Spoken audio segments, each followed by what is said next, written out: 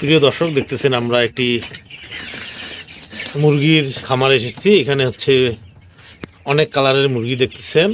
মূলত এই মুরগিগুলো কি মুরগি, আমরা সেটা হচ্ছে মুরগির পরিচর্যা কাজে নিয়োজিত এক ভাইয়ের কাছে আমরা জানার চেষ্টা করব।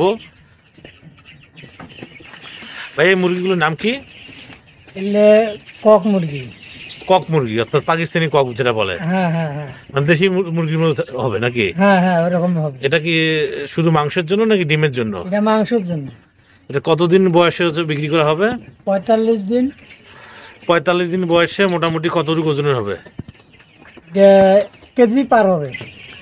কেজি পার হবে? 45 দিন বয়সে কেজি পার হবে। হ্যাঁ কেজি পার হবে। এর পিস হচ্ছে মোটামুটি রিজনেবল প্রাইসে নেওয়া হয়েছে না? হ্যাঁ পিস হ্যাঁ কত পড়ছে এটা? পিস পড়ছে এটা 63 টাকা। 63 টাকা হুম। কেজি হলে এটা বিক্রি কত হবে কেজি? কেজি বিক্রি হবে 200-250। 200-250 টাকা। এটা হচ্ছে কক মুরগি, পাকিস্তানি কক মূলত। হ্যাঁ হ্যাঁ এটা কতদিন হলো এই বাচ্চার বয়স? 12 দিন। 12 দিন। 40 থেকে 45 দিনে বিক্রি করা হবে নাকি? হ্যাঁ 45 দিনে বিক্রি করা হবে।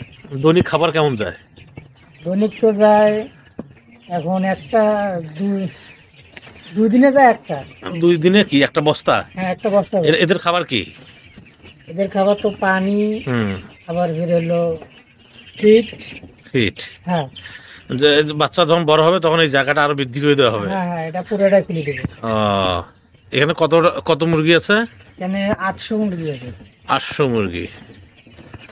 ও, প্রিয় দর্শক, দেখতেছেন সুন্দর বাচ্চাগুলো সুন্দর দেখা যাচ্ছে। আপনারা যারা পাকিস্তানি কক মুরগি কিনে খান বাজারে, সেইটির হচ্ছে এটি বাচ্চা মুরগি। এটি বড় হলে দেশি মুরগির মতো, কক মুরগির মতো দেখা যাবে।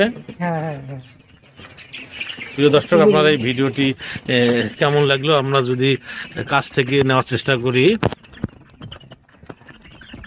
নিচে ধরো, দেখি নিচে।